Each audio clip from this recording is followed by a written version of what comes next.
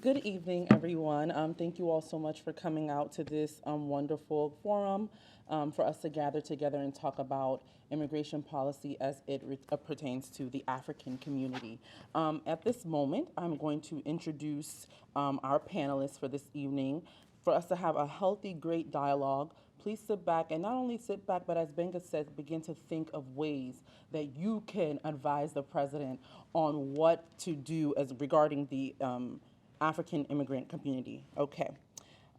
Coming up is Heidi Adams. She is the broadcast journalist with Voice of America and host of Voice of America's flagship current affairs program, Straight Talk Africa. Please come up and be seated.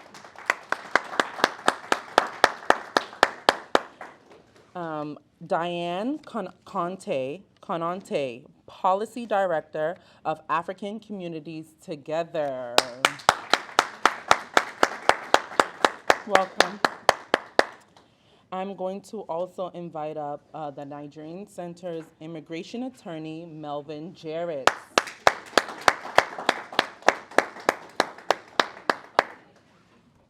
And without further ado, Melvin Foote, the President and CEO of Constituency for Africa.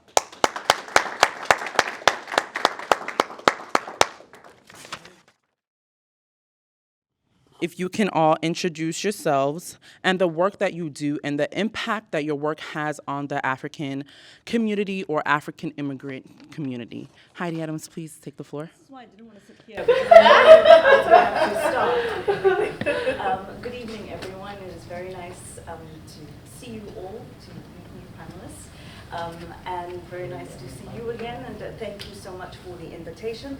As mentioned, my name is Heidi Adams. I am originally from Cape Town, South Africa, and I have been living in the United States for 13 years now. And I have worked in media in South Africa as a Southern Africa correspondent for French television. So I've worked for European media and, of course, here in the United States. And I found that a lot of my job has always entailed explaining how either South Africa works, how Southern Africa works to various audiences, and that we don't come from Mars. And, you know, that there are things in our society that might look different, but at the end of the day, there are universal things as well. So part of my job now is to explain to an African audience how the United States works and vice versa. So I work at the juncture of news, events, people of interest that affect or would be of interest to the African audience, and as it pertains to Africa's place in the world, Africa's relationship with other countries, including the United States, of course. And that's actually how I met Benga. I was doing a story about African immigrants, and I will never forget what he said to me, and this was probably 6 years ago, and I'll never forget what he said to me. He said, you know, now I don't know if he was referring to being Nigerian or being African at large, but he said, you know, when we come here, we don't come to play small. And that stuck with me because nobody, in my view and from my experience and from what I've seen, works harder, has a greater work ethic and greater optimism than African immigrants do. And so, you know, I have great admiration for that, and so I'm so honored to be part of this discussion, to be here at the Nigerian Center. I admire what you do, and I thank you for the work that you're doing here, and I look forward to a great conversation. Thank you. Thank you. My name is Diana Camate. I am Policy Director at African Communities Together. Originally from Ivory Coast. I'm an immigrant from the Ivory Coast. But African Communities Together is a grassroots, membership-based organization made up of African immigrants and their families. And our work falls into three buckets. The first bucket is direct services. So we provide direct services to African immigrants in the communities where we operate. Currently, that's New York, the DMV area here, and Philly. Our direct services typically take the form of immigration legal services, but we're also involved in things like language access, workforce development. So that's the first bucket. The second bucket is organizing our community and developing leaders from within our membership. And then the third bucket is advocacy at the local level, the state level, and the federal level. And I handle our advocacy at the federal level, which is mainly focused on immigration policy. And our priorities are issues and topics that impact our communities, the African immigrant community here in the U.S., and we try to ensure that when there is federal policy being discussed, that the interests of African immigrants are considered, and that we are at the table. Thank you. I'm Melvin Jared, and I'm the immigration attorney at the Nigerian Center. And at the Nigerian Center, we try to help people with whatever the problem is that they walk into. But sometimes we find that they may not fit into a category. At the Nigerian Center, we do family immigration. We try to do employment-based immigration, humanitarian-based immigration. But like I said, and like Benga said, people know about their own problem. They don't know about, other options that are available. So when they come in, the one thing that we do different, if you notice what's advertised from other law firms is a 15-minute free consultation or a 15-minute paid consultation. Well, talking to Benga, we take a little bit more time and we sit down and try to do a 30-minute consultation, because it takes a little bit more than just saying, okay, what's your problem and what do you think is the best option to fix it? How can I help you? Sometimes you have to talk to them and say, okay, this option is not good for you. That's why you came in. You already know that you have a problem with family-based. So let's sit down and let me find out what's going on in your life. I've had people come in who didn't fit into a category. So I said, well, tell me about yourself. What do you do? And one guy said, well, I'm a Uber driver. I said, okay. What did you do before you became an Uber driver? I said, oh, well, I was in Nigeria and I had a bachelor's degree and I had a master's degree. Oh, hold on. Okay, so what else have you done in the educational arena?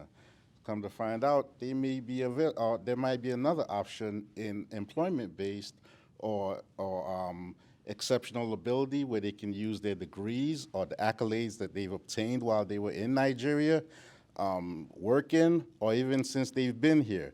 Like Benga said, a lot of the people that come to this country that are immigrants are well educated. They're not coming, they're coming to play hard. You know what I mean? They're well educated, they know what they want in life, and they just need somebody to say, okay, this is the right path. This path might not work, but let's try this other one. You're a very educated person. Let's see if your degrees and your accolades, your awards that you've gotten can help you. So that's what we try to do. We try to spend a little bit more time with people when they walk in and say, okay, what's going on in your life? That, I'm grateful that we're working with the Department of Justice, because another thing that immigrants are afraid of is they keep everything inside and they don't realize situations like domestic violence or being attacked as an LGBT person could actually help you if you're actually helping the police or law enforcement in a situation that you're involved in. You're a victim of domestic violence. Okay, you can reach out to the police. Immigrants don't want to do that. They don't want to go to the police because they feel like, okay, I might be out of status or my immigration status is not exactly perfect, but I talk to them and I say, okay, when you come in, you're talking to an attorney, and we're kind of the buffer between law enforcement and the immigrant, because when they talk to us, there's a client confidentiality. Even if they don't hire the attorney, once you start talking, there's a confidentiality that you have to keep when they talk to you. So we try to also educate them and let them know that it's okay to open up and talk to the attorneys at the Nigerian Center. All right? Yeah, my name is Melvin Foote. I'm the other Melvin. First, I want to thank Benga for inviting me, and Nkechi. I don't know if you work for them or you work for us. We got to figure that out. But it's really good to be here. I've worked on Africa really my whole career. almost 50 years now. And I started out as a U.S. Peace Corps volunteer in Ethiopia, Eritrea, but I've been to more than 40 countries on the continent. I spent considerable time in Nigeria.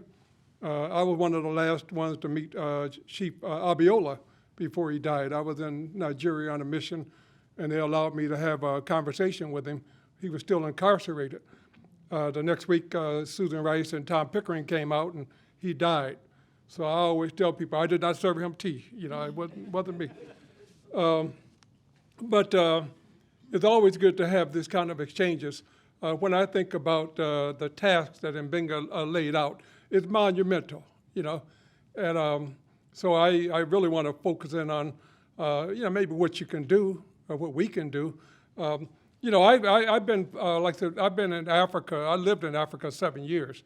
And so I call myself an African American. I was born here, but I'm very fluent in Africa, and I can go to just about any country and feel real comfortable there. I could eat fufu, I could eat yassa, nothing scares me.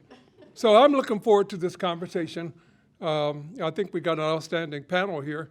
The question is, can you bring it out? That's the question here, because you got a lot of talent on this panel. And the question is, how do you bring it up? So I'm going to have to make him some fufu and see if he I don't know how he got away without mentioning jollof rice, but okay. That's... Okay, well, thank you so much for introducing yourselves and the great work that you all do. My first question is for you, Diana, in reference to the temporary protective status. What is temporary protective status, and how does it affect the African immigrant community? So temporary protected status, or TPS, is a form of humanitarian relief, and it is given to a country when the conditions in that country make it unsafe for people to return to that country. So typically with something like asylum is based on your individual fear of persecution, were you to go back to your country. With TPS, though, it's not based on an individual's fear, but it's based on the country conditions itself, and basically what the U.S. government is saying is that the conditions are so bad in this country that we can't, with good conscience, send people back to that country because it could be a life and death situation. There are 3 instances when the Department of Homeland Security will designate a country for TPS. One is if there's ongoing armed conflict in that country. So Ethiopia, for example, was recently designated for TPS because of the war in that country.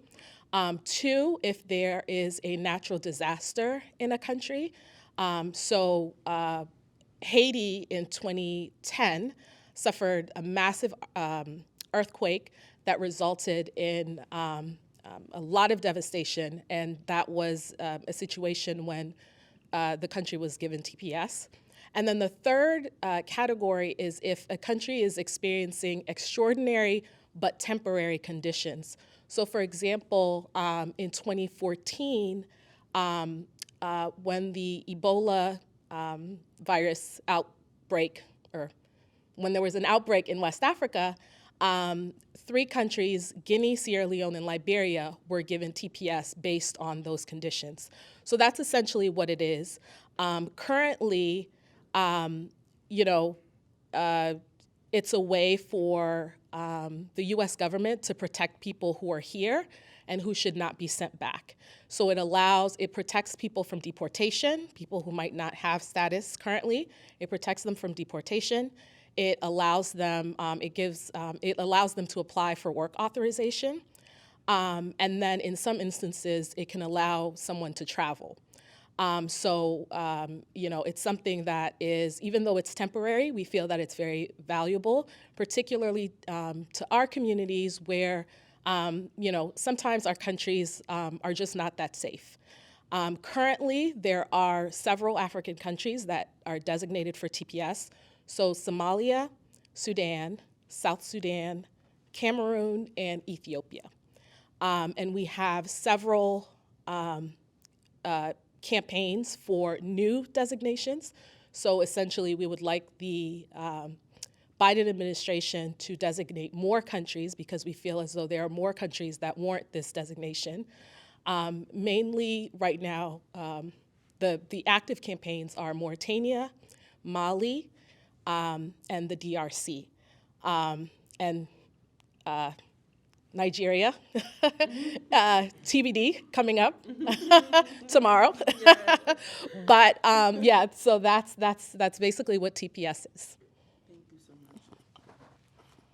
And I have a question for Melvin Foote. As we are talking about African immigration and African immigrants and immigration policy, let's first outline and highlight and define what actually is an African immigrant. Okay, so in August of last year, this question is for you, Mr. Foote. In August of last year, the White House released the U.S. Strategy Towards Sub-Saharan Africa document.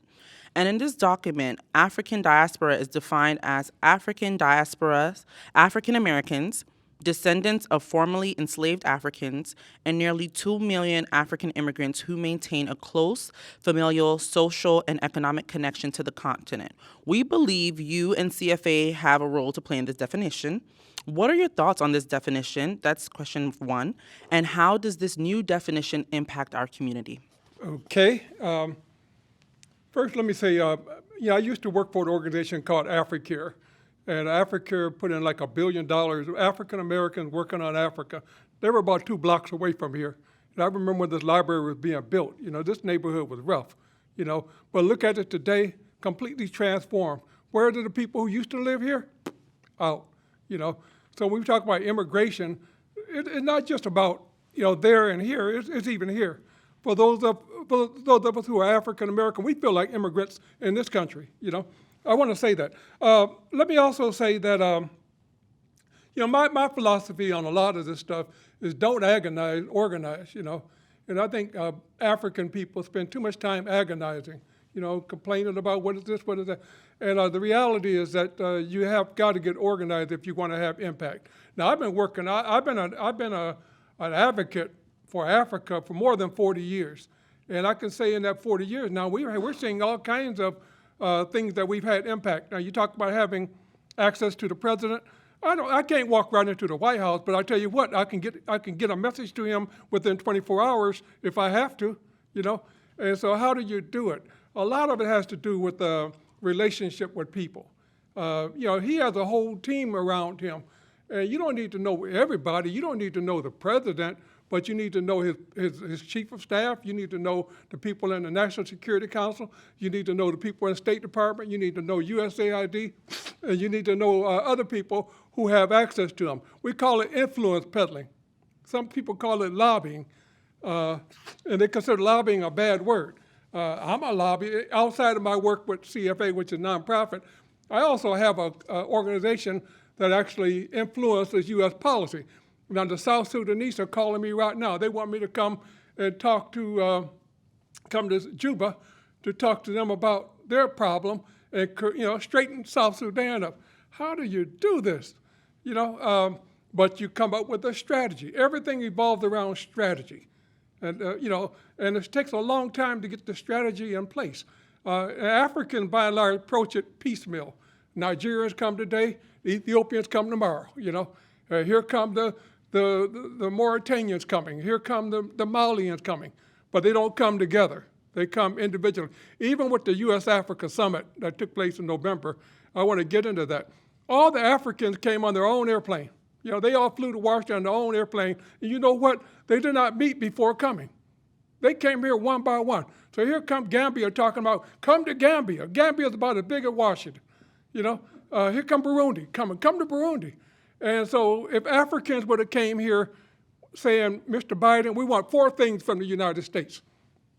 4 things. We want 7 state-of-the-art hospitals around the continent to deal with cancer, deal with childhood, blah, blah, blah. We want 2, we want 3, we want 4. You would have left Washington with 2 of those in your pocket. You would have got the 3rd one by the end of this year. you know? And then by the time you get to the fourth one, you added a couple more. But the Africans don't think like that.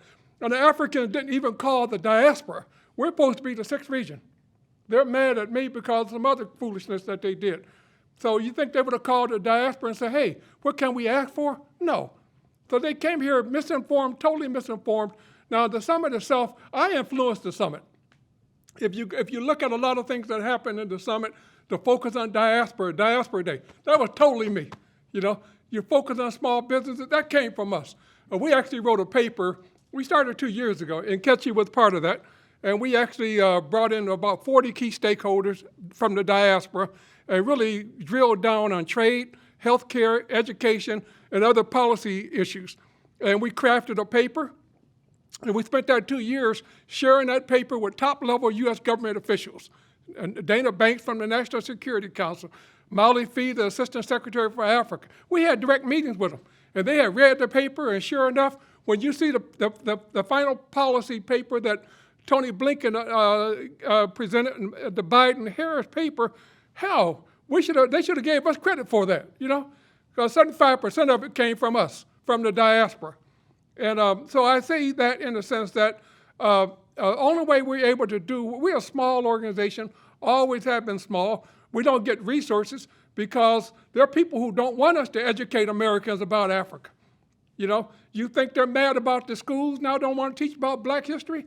Well, the same thing is true about us. They don't want us to talk about Africa and the reality. They want to come for your oil, your gas, your timber, and so forth. And so this is what you're up against. Africans also have got to figure out how to partner with themselves. We talk about Africa unity. You got to make it a reality. I like what the Nigerian Center is trying to do. You're trying to be a center for all immigrants, you know, and you welcome others to come in. That's a good start, but it got to go much further than that. You also got to build a rapport with African Americans. When you talk about the U.S. Congress giving temporary status, to African countries, that's the Congressional Black Caucus. African Americans are doing that. But are they recognized? No. Do we go back to them and support them? Do we write them checks? Do we support what they're doing? No. We're thinking that some great white man is, anyway, I don't want to go too far in this. But you get my drift.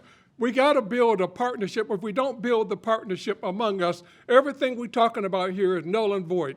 And I would say that if you're not thinking about a 50-year strategy, you know, if you're only thinking about like what's going to happen in 2023, 2024, you're missing the boat. And you really need to be educating kindergarten kids right now about this because the struggle will go on for a long time. So I just want to throw those ideas out there. And in order to do this kind of work that we do, a lot of it evolves around strategy. Another part of it evolves around relationships. Sure enough, I know a lot of the people who I need to know because that's my job. I weigh people when I meet them. I weigh them and see if they're of value to what I'm trying to do. And if they're not, I'm gone. I get a lot of people just call me up, Mel, can you solve this problem for me? No, I can't. I can't solve every problem that we have. But I'm really focused around specifically what it is we're trying to do and what impact we're really trying to make. Madam? Thank you for your insight, Melvin, and your response. I gathered strategy and building relationships, and it's very important, and thank you for that feedback. I have another question for you, Melvin. How can organizations, and you kind of gave the response a little, but how can organizations like the Nigerian Center educate the American public, legislators, on making immigration policy for African diaspora and community a priority? I think the easiest thing for you to do is to do what you're doing now. I mean, you invited me to come. You know, Binga knows how to reach me. Nkechi could call me at home anytime she wants. Okay, I'm a resource for you, you know. And what we've been trying to do really for 40 years is to build unity among our community. I can't do what you do, and you can't do what I do. So that's even more reason for us to work together, right? So a big part of this is just about partnerships. One of the things we tried to do in 2007, 2008, we formed a thing we call the African American Unity Caucus. And we brought 40 organizations together. We did a 3-day retreat out at the Bossier Center out in Potomac. and you sleep out there and you have your whole 3 days, 40 people. In fact, when we were doing the conference, everybody wondered what happened to the black people, because we were all out there at the center. And so I remember Bono came to town and they were looking for some African people to talk. Everybody was gone, because we were there actually working together, rolling down our sleeves, getting to know each other, figuring out what is the commonality of. We got money from the Ford Foundation the first 2 years. Then all of a sudden the money just dried up like that. And why did it just dry up like that? Great effort. Everybody, we brought in people like Linda Thomas Greenfield as the speakers.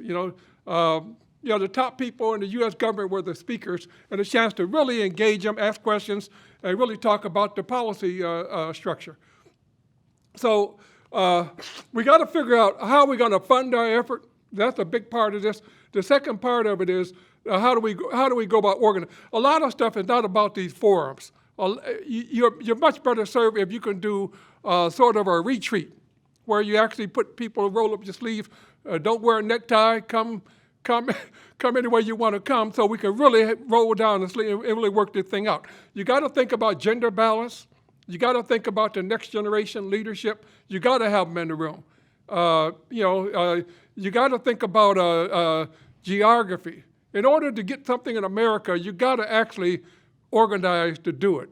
They're looking at you as fodder, Right now, they're saying, okay, the Nigeria, what do they want? Right now, everybody's talking about the elections, as if, something's going to change in Nigeria. But from where I sit, we're ready to work with you. A big part of this is, okay, let's have a little sidebar and talk about what specifically do we want to do. What is our game plan for the rest of this year and going forward? There are probably 2 or 3 things we can do that will, help achieve the objective that you're setting out to achieve. But so I think the biggest thing is, okay, start to pull the right people together. Try to come up with the right thing to do. Like I would tell you, how about an op-ed? It'd be good if we could do the Washington Post, but an op-ed about this specific issue. It got to be well-crafted, it got to be well-read. The person who actually authors the article have got to be somebody who they respect. Like when they read my name and Melvin Foote said this about blah, they're going to, oh, well, next thing you know, they're doing research and everything else. So you got to swallow your ego on some of this stuff and try to find the right person to be the author of this article that's saying specifically. Members of the U.S. Congress, when they get elected to office, they're not concerned about issues. They're concerned about getting reelected, And so you have got to scratch where they itch. They don't care how bad the situation is in your particular country, but if they can see that there are going to be votes coming out of this, I'm going to be looking good as a leader on this specific issue, some kind of way, you got to get the politicians to recognize where you are at. And so you got to have impact. That's why it's important to show up at the hearings. It's important to take pictures with members, kind of post them. Congressman so-and-so. Right now, we're going through a period where the Congressional Black Caucus is being reshaped. The U.S. Congress is being reshaped. I don't know what we got, What is the subcommittee on Africa going to look like? I think Chris Smith is going to be important from the Republican side.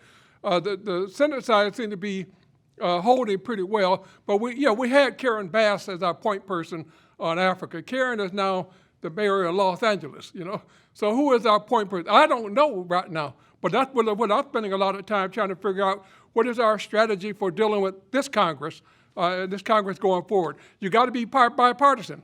Don't put all your eggs in the Democratic Party. Be on both sides if you can. You definitely want the Black Caucus behind you, but you also want some Republicans behind you. All of them are not like Trump. All of them are not like that. But if you can get a breakthrough with them, maybe you could get some. But you got to think through the strategy. That is what I really, really want to hammer home on. You got to think through the strategy. You just can't do this off the cuff. You just can't do it little small organizations by themselves. Although I'm a small organization, I learned how to have impact. They think I got an army working for me, and I don't, But, you do enough things. You're putting a policy paper in their hand that they're going to take, and they're going to take what you wrote and then put it into the formal U.S. policy toward Africa I told them to go to Africa. You got to do all the thing in Africa. Biden's wife is in Africa right now, and we got another group running around the Sahel region right now.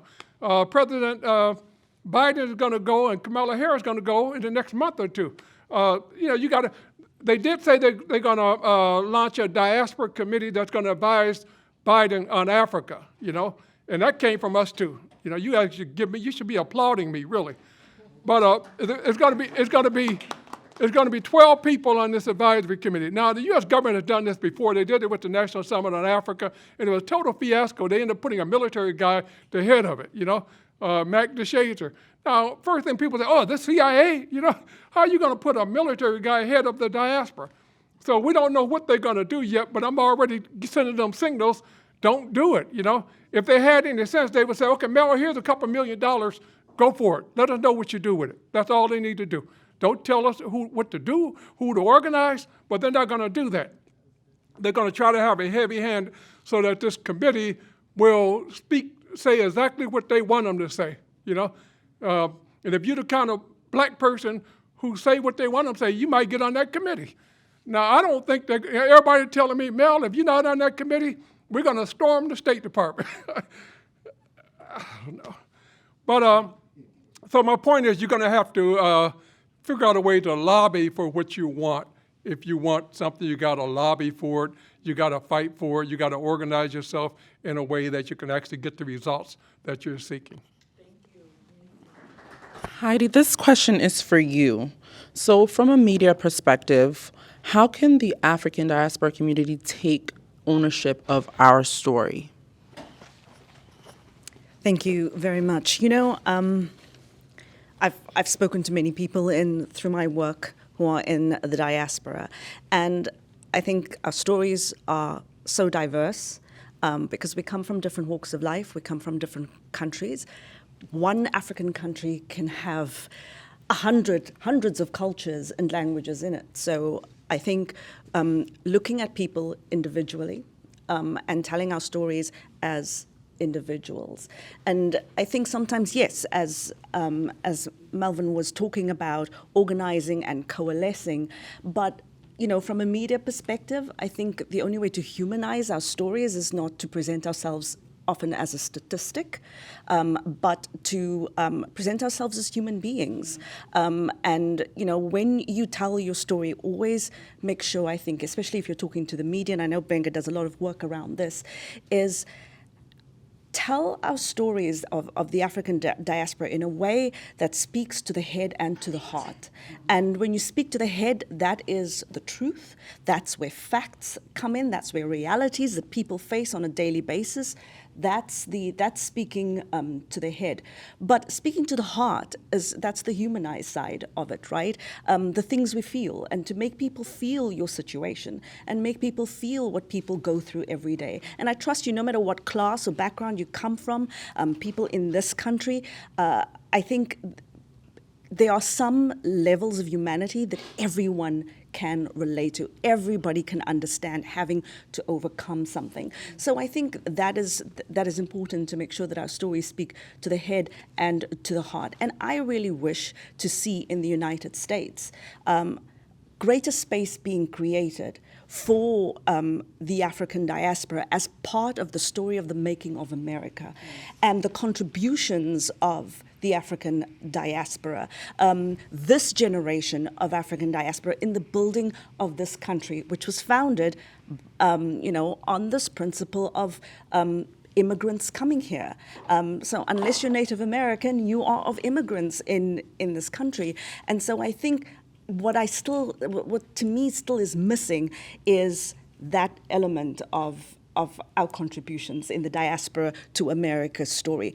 Because coming here is not easy. It takes a lot of wherewithal for Africans to come, right? Because as Benga said, we don't walk here, we don't swim here, but you have to fly here, and that takes a lot of wherewithal. And then when you come here, besides having to navigate daily situations, you also have to navigate the broader issues, and that is navigate the societal strife that already exists in America and finding your place there. And often it feels like you're coming to stay over at some relative's place and they are having a fight that started before you got there, and you have to spend the whole weekend there and this fight is going on, and you need to kind of find your place in this. And as immigrants, we have to absorb America's stories around economic inequality, around the racial tension that exists in this country. To me, coming from South Africa, I was stunned because I thought, I had already gone through this. And now I'm in the United States, and there's the whole race conversation going on again, and a lot of it felt like deja vu. But all these things also do add as stresses in people's daily life. But I think that what African immigrants always have in their arsenal is that people come to this country with a great deal of optimism and willingness to work hard, and an understanding, especially if you come from a society that was never set up for you to succeed, that you have to make your own way sometimes. And to understand, and therefore it is important to know your rights and to understand how you fit into the society. It's hard, but it's been done before, and African immigrants end up doing really well. It's hard in the beginning, but we know about hardship. We know from difficulty and struggle. So I think people have that built in when they come. And so I think when you are presenting your story in any way, if you're talking to the media, or this is something where you are organizing as activists, present people as human beings. And I think that is the most powerful way we can not only own our stories, but that we can tell our stories and share our stories and really make an impact in that sense. Thank you so much for that response. Yes, that's clap-worthy. Thank you so much. Diana, this question is for you. What are current immigration policies, if any, that directly impact the African immigrant community? I'll talk about the recent announcement by the Biden administration, because that's, one of the most recent. But this week, the Biden administration announced what we consider an asylum ban, essentially focused on the southern border and preventing individuals from claiming asylum at the southern border. And this is not it's not in place yet, but it's essentially a proposed rule that essentially says that if you present yourself at the border to claim asylum, there will be a presumption that you don't qualify for asylum unless you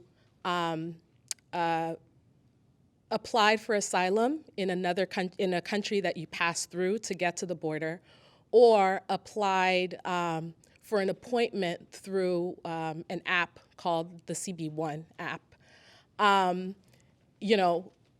How this impacts Africans is that, for the most part, most of us come here, fly here. We initially get visas, come to the U.S. Some of us fall out of status. But over the last couple of years, we've seen an increasing number of Africans who are actually, because of the lack of visas that Africans tend to get from the U.S., we have seen folks who are getting visas to countries in Latin America, and then making their way up Central America and presenting themselves at the southern border to claim asylum. This new rule is very troubling because the administration is saying, you should have applied for asylum in one of the countries that you passed through. But what we know about the countries that these folks are passing through is that a lot of them don't have any real kind of asylum system. And another issue that a lot of our folks have encountered on their way up is that these countries they're Spanish-speaking countries. So a lot of the information is not available in English, it's not available in French, it's not available in Arabic, it's not available in a lot of the languages that our communities speak. So even if there is something for them to apply to, the information is not accessible to them. So a lot of people just don't know about it. Additionally, this CBP1 app that the US government is saying that people should apply through to get an appointment to come to the border also It's available in English, it's available in French. Recently, I think a few days ago, now it's available in Haitian Creole, but it's also not available in languages that our community speak. So then that makes the CBP1 app inaccessible to our communities, so then they're not able to use the app to set up an appointment to come to the border. And in addition to those issues that people face, the app itself has a lot of glitches. There have been a lot of articles written about how bad the app is. You have some people who don't have access to phones because, they may have gotten robbed, they may just not have them. So it's basically a way to only allow certain types of people to be able to come to the border, certain types of people to be able to file asylum. And it's just really not something that we would have expected from this administration. It's really a continuation of what we saw in the previous administration. And what we're telling our communities is, even though this doesn't impact the large majority of Africans in that this is not the way that most of us come to this country, it is still impacting an increasing number of us. Thank you so much for your response. And I'm going to have a question, second to the last question, before I open it up to the audience for any questions. Melvin Jared, this question is for you in reference to the Nigerian Center. How does the immigration clinic at the Nigerian Center impact the African diaspora community? But as I mentioned before, a lot of it has to do with education. People come in with a question about their situation and what they know and what they researched about their situation, and they come in because they haven't been able to make headways. They, hit a stumbling block with an application, it was denied or delayed. So they come in, and so what we're trying to do there is educate them about other options. You come in for family-based, but something else might be available, like I mentioned earlier. The best way to do that is to build capacity, to do more workshops, more clinics, gain more support from the diaspora, from African American community, other organizations. So it's all about just educating and getting the information out there and having the availability to have the people be able to walk in and hear exactly what the other options are that are available to them. They already know what they came in for and what what they're used to or what their family is going through, but education is the big thing, being able to educate the immigrant community and say, these are your other options. All right.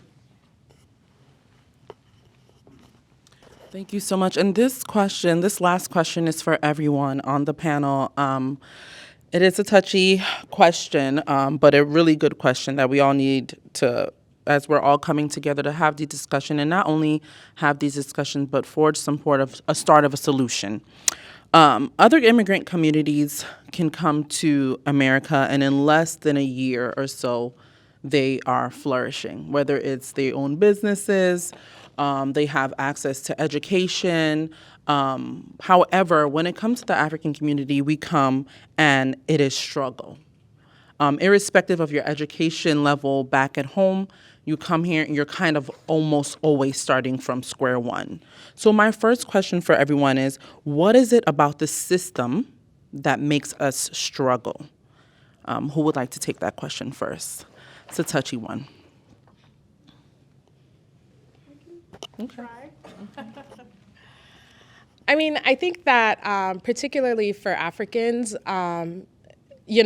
so as was mentioned earlier, Africans tend to be one of the most educated immigrant groups within this country, but also, studies have shown that Africans tend to also be have higher levels of the community living in poverty, and so that just doesn't match up. And it's unfortunate, but I think that the legacy of racism in this country and coming into this country and, being a Black person, regardless of where you came from, what accent you might have, how recently you might have arrived in this country, at the end of the day, you're still a Black person.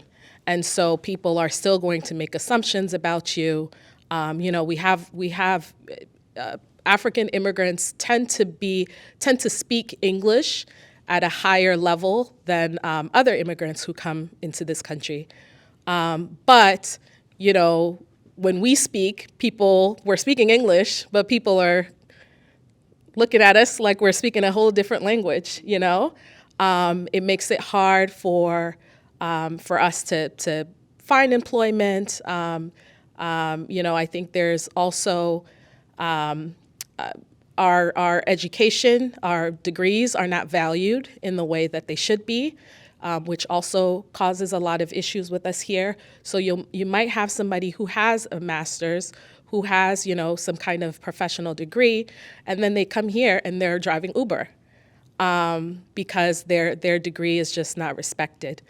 So unfortunately, like Mr. Foote was mentioning, I think that with that experience, there's opportunities for us and African Americans to really come together to build relationships on our shared experiences here in this country, and really fight together against a lot of this system that really needs to change. It's very tough. It's a very tough question. I'd say more than sensitive, I'd say it's very tough because as you were talking, I was thinking that I did go through that. So my degree is from the University of South Africa, which in South Africa, of course, is not a problem. In South Africa, if you have an education, and especially at the time, which was still South Africa's glory years post-1994, if you were educated, you could be guaranteed a job. So when I came to the United States, first I worked for a European company, so I wasn't working for a US employer. But when I moved to Washington, I essentially had to start from scratch. And I was in my 30s, and I was thinking, I was stunned, because I looked at my resume and I have all this experience, but none of my experience is inside the United States. Then I'm thinking, okay, is my university degree good enough? Is it because it has the word South Africa or Africa in it? Is that the problem? And I said, I can't change that. And I'm going to be proud of that. Yes. Because I got my degree. I'm not going to back down on that. My experience, this is global experience that I'm bringing to the workplace, and I had to figure out, and I had to tell myself, are you coming, this is an international city, but are you coming across as too foreign in this city? And of course, being mixed race, I get a confused look, of course. Everybody thinks I'm from everywhere except from Africa. So I have to first explain myself and where I'm from and what my background is, and I spend a lot of time doing that. And then living here, I thought, let me do something to make it look like I belong here. And I said, okay, let me do volunteer work, because apparently people like that here. So I did volunteer work, and I thought, okay, I would go to a school during the day and help kids who are not non-English speaking kids from African countries learn to read English. And I actually loved it. It was amazing. It was wonderful to do that. The minute I had that, I started getting attention from different companies, but still, I had to take a lower pay. I had to start from scratch. Didn't matter that I came here with 20 years of experience. None of that mattered. I had to prove that I was somewhat American enough to fit into the company culture.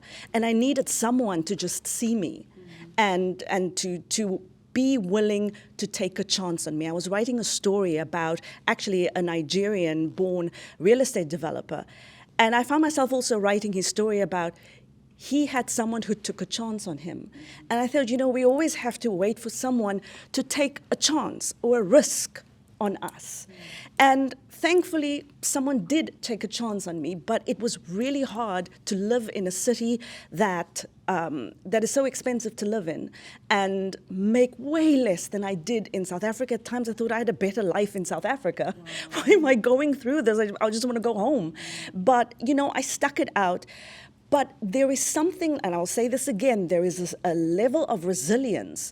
And I want everybody to feel encouraged by this and tap into the natural optimism that we have, and that was instilled in us, that someone is going to look in your direction. Someone is going to give you a shot. And once they do, you will show them what you're made of. You will show them how tough you are, and you will work your way up. Because I have, of all the people I've interviewed with stories of struggle, I have interviewed twice as many who have come up with ways to make a success of themselves. This Nigerian entrepreneur I just told you about, he runs a multi-million-dollar real estate agency. I actually want to go work for him sometimes.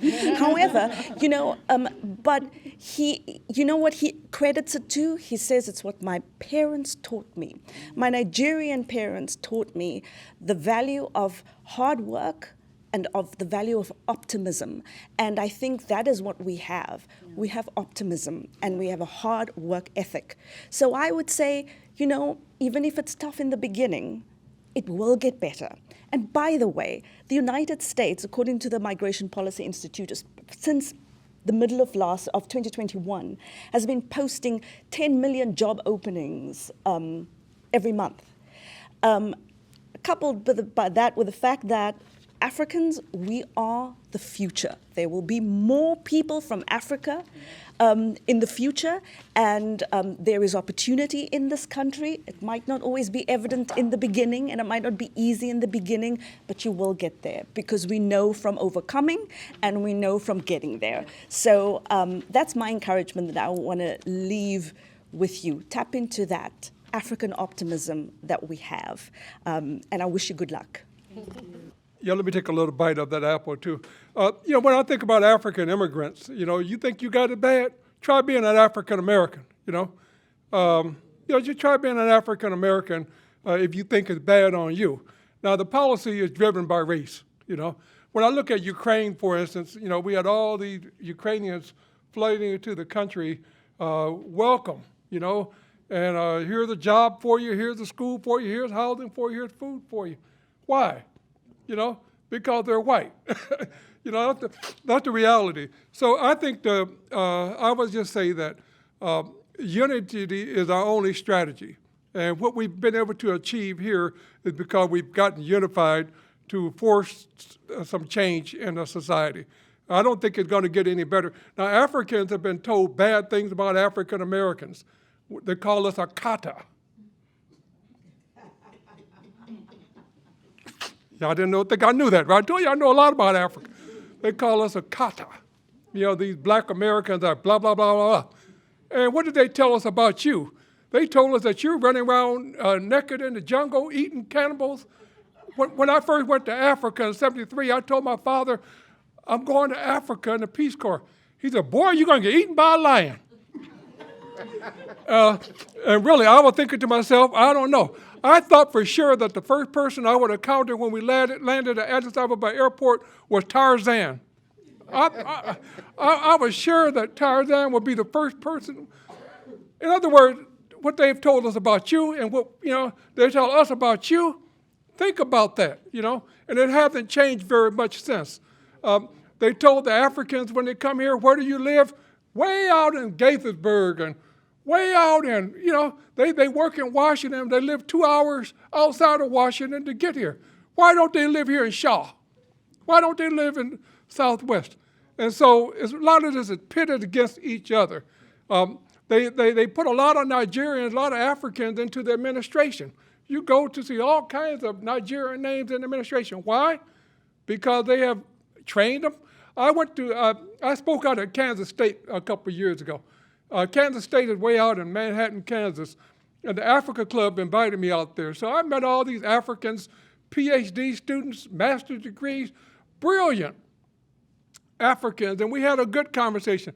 But I realized that they're being trained out there. They're all the friends around them are them. They take them to the Episcopal Church. In some cases, they put a spouse around them, right? By the time they bring them to Washington, they hate us.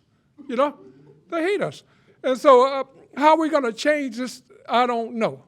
But I do know that it's not going to get any better until. Now, I want to say also the athletes, they found out that Africans could jump, you know. And so if you watch NBA basketball, increasingly football, you see African names, Joel Embiid, you know, Giannis, you know. You got all of these Africans who are now in the sports who are stars. And so they're actually changing how Americans think about Africa because of what they can do on the basketball court.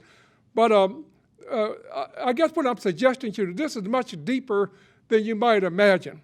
And a lot of it has to do with keeping us separate, make sure these Africans don't vote with African Americans, don't live with African Americans, and think badly about African Americans. I think a key part of this strategy, that's why I'm kind of impressed with the Nigerian Center. You know, you're right in the heart of Anacostia, you know. And when I first went there, I was questioning myself, why did they come way over here?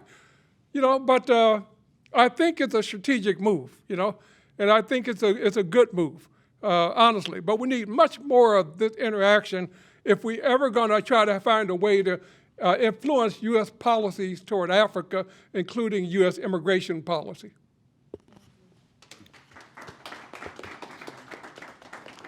If I could just, real quickly, I have a story that's great, what he just mentioned about Africans and how Africans talk about African Americans and how African Americans talk about Africans. I came from Sierra Leone, and in Sierra Leone, I was born in Freetown, and we all know about the destruction, the trees cutting down and all of that, and so when I first came here, and I always see young people when they come to the clinic, I see the excitement in their eyes about, you know, the opportunities in front of them, you know, and as they get older, you kind of see that dwindle, you know, in their eyes. But I remember my own story when I came. It was very interesting because I remember the trees being cut down in Sierra Leone and all of that, and we came here. We started going to school, and we would get picked on in school, you know, and kids would say, oh, you're from Africa, you're from the jungle, they got lions and tigers. And I'm thinking, what are you talking about? What lions and tigers? I've never seen a lion or tiger. We have a zoo, and we can go to the zoo and see. But now I live in the country, you know, and the beautiful thing about the country is I get up in the morning and I look outside the window and I can see tons of deer running around. I can see squirrel and all of that. And I started thinking one day, you know, if I was in Africa, what would I be seeing? I remember when I would wake up and I'd go outside, there was a big mango tree outside. And every once in a while, you'll see a monkey, you know, swing through the trees and grab them. That's about the extent of what I saw, you know. So when we came here, my younger brother used to always be looking out the window in the car as we're driving. So one day I asked him, I said, what are you looking for? And he's looking at the trees because we weren't used to seeing trees. He said, babu. I said, oh my God. So he's looking to see, and I equate that to seeing the deer run across the yard. You know what I mean? So it's the same beauty. You know what I mean? It's the beauty in Africa, the beauty here, but it's the way people explain it and what they see. And, you know, I never saw a lion or a tiger in Africa. I think maybe if we went to a zoo, we might. But yeah, that was very interesting. I like that. I like that. I just want to add, you know, I'm from Safari Central, and, you know, I grew up in Namibia too. So, yes, we see a little bit of, but you have to go looking for it, right? I have seen more wild animals walk in the suburbs of Washington than I have foxes. I mean, I'm stunned. Deer greets you in the evening, fox just walking around, and the foxes are arrogant. Here, they give you these arrogant looks. So, yeah, I've seen more wild animals here than I have in Africa. Well, thank you all so much for your time. I'm going to open up this session to the audience to have some questions. Benga, can you help me with... Okay, my question to the panel, especially this gentleman, he was talking about the strategy of education, lobbying, and all that kind of stuff. But my take on that is Africa is the richest continent in the world with the poorest people. Now, why aren't we trying to educate our people to get the uranium, the plutonium, the gold, the diamonds, the land, the animals? What? Education, a PhD? Well, I mean, that's nothing to harm with people. That's nothing to them. My question is, why are we not kicking out all those invaders that's sucking the blood of the Africans? Why we are not getting them out of there? Now the Chinese is coming. Now the Russians is coming. You know? And we had a guy here, Obama, should have gave us some help, but he didn't. So now where are we going with this here? You know, y'all the intelligent people, but we need a real true guidance. And all that education stuff, man, people are not going to listen to it. That's my Well, I would just add to that. I would just add to it. You know, like if you go to the American healthcare system, you know, we have one of the best healthcare systems in the world in the United States. But if you look at who's managing the healthcare system, you'll find Nigerians and Cameroonians throughout the healthcare system. You go to Harvard, go to Yale, go to the top of the U.S. healthcare system, the brain surgeons and whatnot, you'll see a doggone Nigerian up there. I know a lot of them. So, you know, it ain't like they don't say that we are intelligent or not. They buy that. But if you can't be used, you know, they have no use for you. Now, I would say the U.S. policy toward Africa is not about helping Africans at all, you know. Nobody's trying to educate Africans to manage their own resources. In fact, corruption in Nigeria, a lot of us applaud the corruption. And I ain't saying us. They don't mind you stealing a couple million as long as we can get the deal here. And that's their concept of doing business with Africa, is not to improve Africa. And I would say that categorically. It's not about improve. And that's why when the African came here for the summit, I could just slap the African Union. I mean, I think we ought to shut the African Union down, honestly. Start over again. I mean, how are you going to come here one by one and not have a strategy of what you want from the United States? And Biden and his team, they work the Africans like a fiddle. They just played them like a fiddle. And now they go to Africa smiling, we love you. But the African people will not benefit from this largest the way we're currently constituted. We have a long way to go on that regard. And we had a great opportunity, we blew it, you know. And now we got the Continental Free Trade Agreement, where Africa is setting up a common market among African countries. I love it. I know the organizers of it.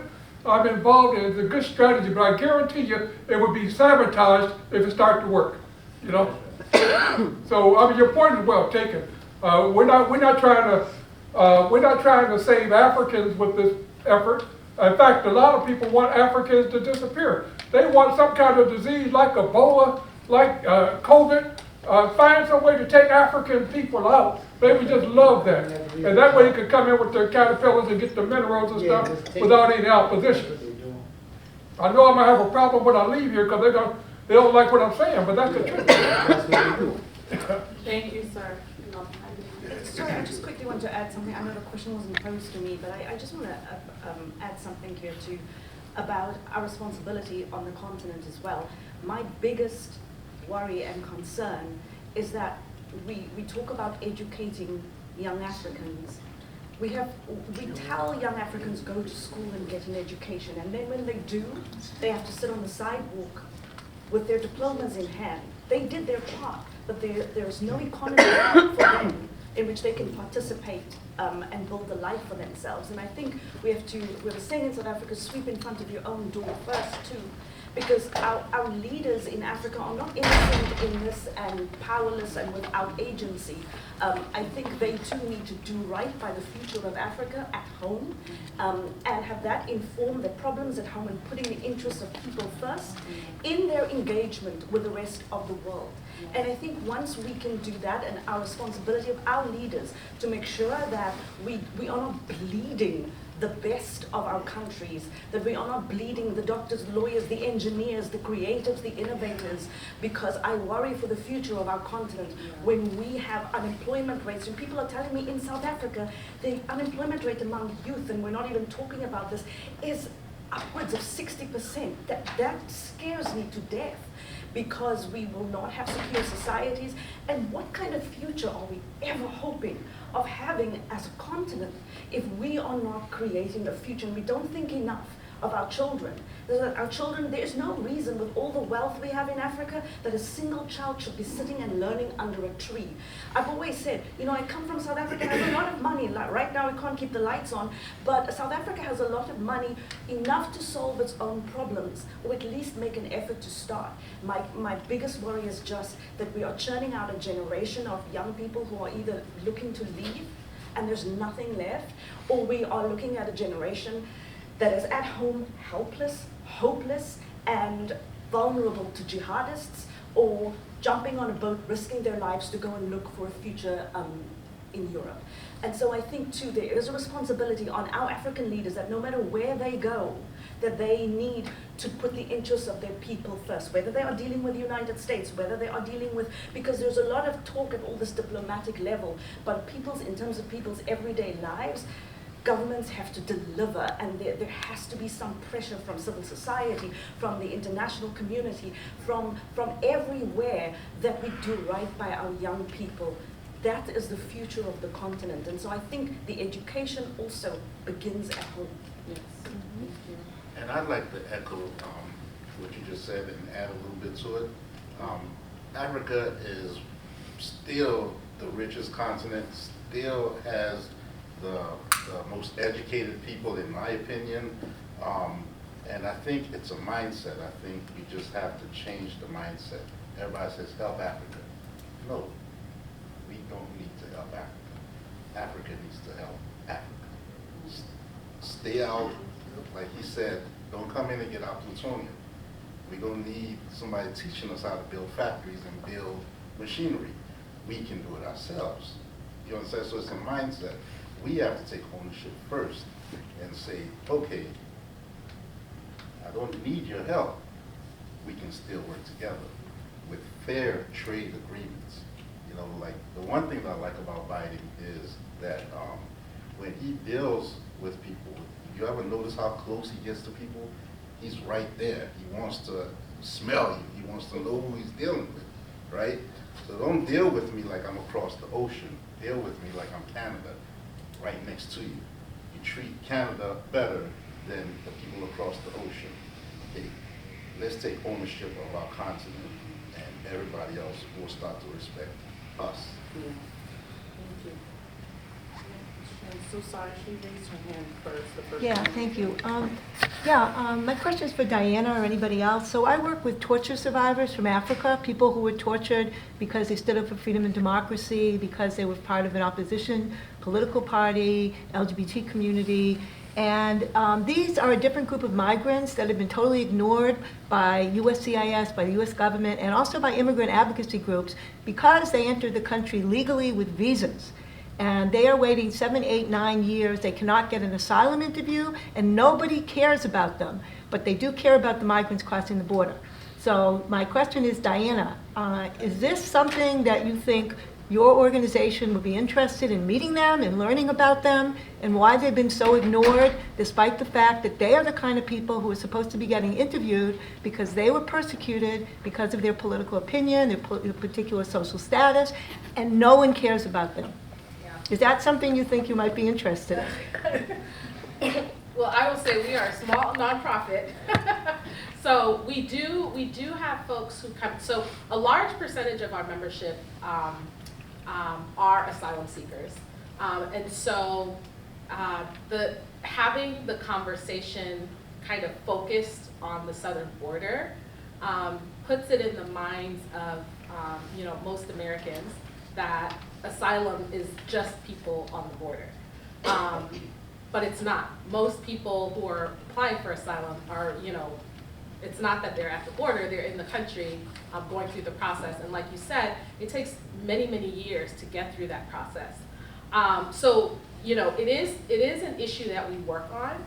Unfortunately, because we are smaller, we don't actually take on, our attorneys don't take on asylum cases because of, how long the cases are and our limited capacity. But asylum definitely is, the asylum system definitely is something that we work on. And I'm happy to talk to you about the, torture victims particularly, and how we might be able to. Like Melvin, I have a strategy. And my strategy was not that you need, they have lawyers. Yeah. The question is, we need to get some African groups like yours Yeah. just to say they matter. So we had a big, Yeah. huge sign, torture survivors from Africa matter too, in front of the Arlington Asylum Office, big, huge sign with, you know, lots of survivors. We call them survivors rather than victims of torture. So it would be great. I will give you my card and we can Yeah. talk. We just want your support. You don't need to Yeah. represent them. Yeah, yeah. Thank No, you. definitely, definitely. And I invite you to join. We have our organization manages a network. It's ALF, African Legislative Forum. African Immigrant Legislative Forum. I should know the acronym, but I'm sorry. But we meet monthly, and it's a network of African leaders and African serving organizations, and we come together to kind of it's a way for us to network with each other from around the country, know what the other org is working on, so that we're able to support each other's efforts. A lot of the times, a lot of us are small organizations, a lot of us are volunteer organizations, so we don't necessarily have the funding, the resources that we need to really make the impact that we want. But this is a way for us to come together collectively and support each other and the work that we're doing. So, you know, at the end, I'm happy to take your Thank you. information and plug you into that. I want to add to that, you know, the southern border issue strategy, you know, this is really because the Democrats are trying to appease some Republicans, you know, the governor of Texas. And the southern border issue is really about Haiti, you know, it's about Haiti. And the Haitians, of course, are black folks, and we all know about the Haitian Revolution. This goes back hundreds of years now, that they're still, now Trump comes along, Trump says, I'm gonna build a wall, you know. I'm gonna keep the immigrants out, you know. I'm gonna build the wall. Come to find out a lot of these private companies, Steve Bannon, those guys were putting that money right in their pocket. You know, somebody's supposed to go to jail for this kind of stuff. So it's about Haiti, you know, and Haiti represents black people trying to get into America. So you got some Cameroonians over there, you got some others who are trying to come in through the southern border. They're being lumped in with the Haitians. And right now, it doesn't make any sense that Biden would have this such a policy that they have on the southern border. It doesn't make any sense other than politics. Appease some of the Republicans, make it sound like we're doing something because large numbers are massing on the border, and Biden's got to show that he's trying to do something to manage the crisis. They don't know really what it is they want to do. I don't think they have a real serious goal about it. But again, I think for the advocates out here, this is an opportunity for you to weigh in. My question was about TPS, temporary protected status. I'm an immigration attorney as well, and one of the problems that I see is that people have been in the United States 10, 20 years under TPS, and they don't have a pathway to residency. They come in, they have a child that's 21, they want their child to petition for them, but there's no waiver available for them because they had initial unlawful entry, or because now they've accrued unlawful presence during that time, because TPS doesn't count as lawful presence. One of the other issues is you have to wait for Congress to renew it. So you're in jeopardy for when you can get your driver's license, you're in jeopardy to renew your work permit. So I would like to see an option for TPS that leads to residency. What are your thoughts about that? Yeah, definitely. So the way that the TPS, that's basically what we want. And it's basically what we've been fighting for. The last two Congresses, there was a bill, the American Dream and Promise Act, that would have legalized DACA holders and TPS holders. After our fight in 2021 for legalization failed, we have been pushing for what's called registry. And essentially what registry is it's currently in immigration law. And it says that if you've been in the country since this date, can you speak up a little bit? Can you speak up a little bit? Sure. You can't hear back. Oh, I'm sorry. So, can you hear me, Benga? Okay. So, there is a provision in immigration law currently called registry.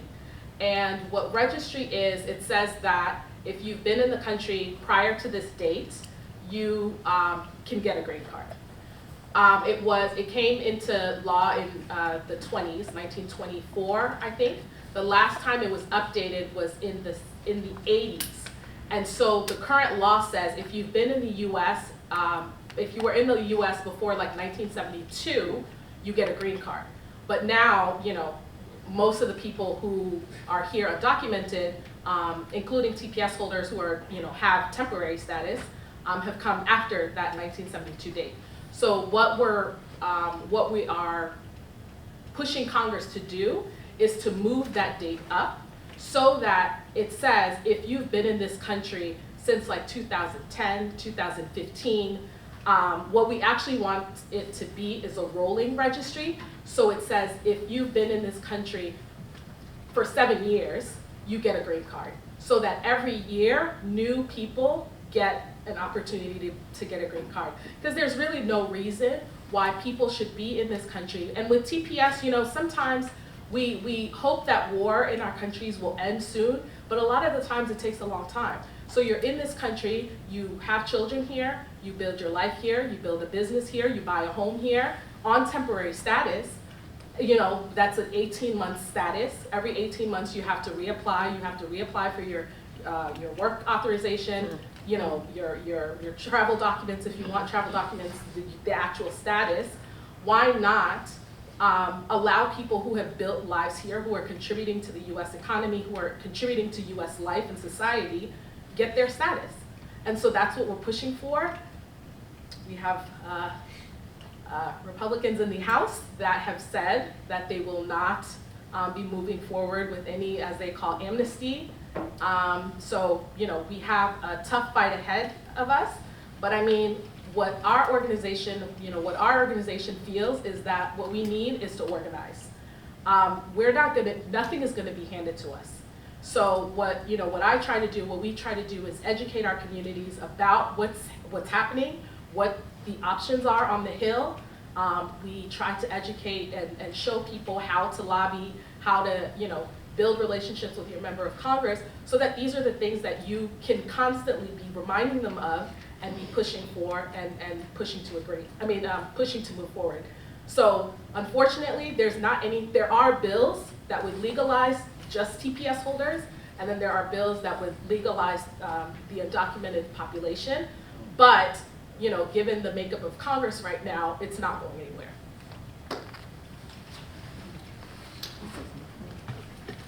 Yes, so going back to the conversation about how there's like a disconnect between the understanding between African Americans and African immigrants. And I witnessed this while growing up. I've talked to my parents and some people that I grew up with about offensive comments that were made. That was like coming from like on both ends, how propaganda about how black people see African immigrants and how people in Africa see black people, and how do we, because it's going to, and to break this, I believe it's going to start with like the next generation forming that understanding, being able to break that pathway, break that propaganda that's been put forth in the lens of anti-blackness. What would you say is the best way to shape our own narrative to be able to come together across the black diaspora? I think, you know, if the Africa Union were doing what it said it was going to do with the 6th region, you know, if they, 2013, I was in South Africa for the launch of the 6th region of Africa, which was the diaspora. Something like 50, 60 countries were there, you know, celebrating this. But they've gone backward as opposed to forward. And until we get some form of unity here, I don't think you have much of a chance with the Congress. Because you're dealing with racism now. This doesn't make any kind of logical sense. You're talking about people who are contributing to the U.S. economy. You know, that don't make any sense. And so I don't see a lot of progress until we figure out some way to unify our efforts, you know, going forward. You know, my opinion. I see us going the wrong direction. I see Africa moving the wrong direction as they approach the Western countries. We don't know how to deal with China. We don't know how to deal with Russia. So African leadership is really challenging. That's why I'm hoping that Obi wins in Nigeria, at least a younger person. Break the mold a little bit. I'm not advertising for it. But Africa, one of the things that I'm real proud of, I gave Obama the ideal for the young African leaders in this, Yali. I wrote the concept for that. And I'm really thrilled. I must have met 10,000 young people since the program's inception. I haven't met one that I wasn't impressed with. And they're all now moving up in various stages of their careers. And I'm confident that many of them will end up being presidents, finance ministers, and so forth in Africa. Africa really needs a renaissance from the leadership level. And until that happens, we're going to be flustered back and forth. We don't know how to work with each other. We don't know how to get things done. And there's a tremendous amount of talent in Africa. Tremendous amount in almost every sector. But it's not being, right now, it's the one who's going to buy the rice and then donate the rice to, a lot of issues there. But the young people got to be involved fully. If I could add, I am somewhat optimistic. I feel like even, as an African immigrant, from when I was young, and the idea of what Africa was compared to the last couple of years, particularly with Afrobeats now being so popular, the year of the return in Ghana, now you see African Americans visiting the continent more often.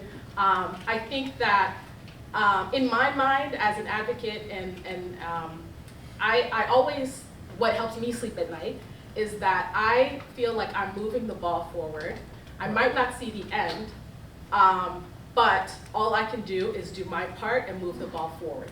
So I can, help build the bridge. I grew up here, so I have a lot of African American friends. I have African friends, but I think it takes us getting to know each other. I think it takes African Americans going to Africa, seeing what Africa really is. I think, it started in Ghana. Once people go to Ghana, they're like, oh, maybe I'll go to Namibia. Maybe I'll go to Rwanda, I think it takes that. I think it takes Africans coming to the US, visiting, seeing what Americans, who Americans are, who Black Americans are. And I think we'll get there. I do think we're kind of at the beginning stages. But I'm hopeful, I'm optimistic. I don't know if I will be there, but I do think that we will get there. Can we please give a round of applause for our panelists? Thank you so much.